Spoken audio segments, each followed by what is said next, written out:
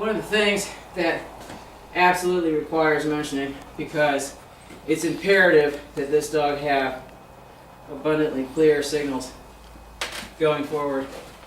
She's not confined to the laundry room. She is crated. She is crated in a room in the house that's busy enough for her to see a lot of foot traffic to get her over her whining. But by the same token, you don't want her locked away so that she sees no activity whatsoever, because that just makes it worse. While she's in the home, she's on a leash and collar at least, an e-collar and leash and collar at best. That way you can control the outcomes of her choices and set her up to succeed as opposed to set her up to fail. Now, trust me, I know how this insipid, needy behavior can be frustrating, but remember something, it was created, and the only way to get rid of it is to stop rewarding it or stop reinforcing it. She has a tendency, leave it. Good.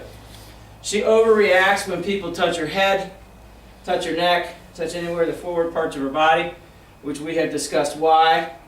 And I understand that, but basically in order to get her over it, this is something that has to be encountered on a daily basis by this dog. When she's in her crate, she cannot leave it. She cannot wear her equipment. The only thing she can wear is a buckle collar. And right now I have her on 3 collars, 2 training collars, and the e-collar. And the reason we have her on 2 training collars is because she is non-responsive to the chain training collar, so we actually have her on a prong. And the reason why is because she's neck dead. And I think the reason she's neck dead is because of some of the corrections that I understand she was given when she was a young dog. So basically, they mean nothing to her. When you go to give her a leash correction, it's just basically another thing for her. It's some other form of force. So she has a tendency to not respond or to refuse outright. Oh, you're Matt City. Yeah, huh? What about that? So what we've been doing is increasing the level, not necessarily the level of discomfort, that's inappropriate, but increasing the level,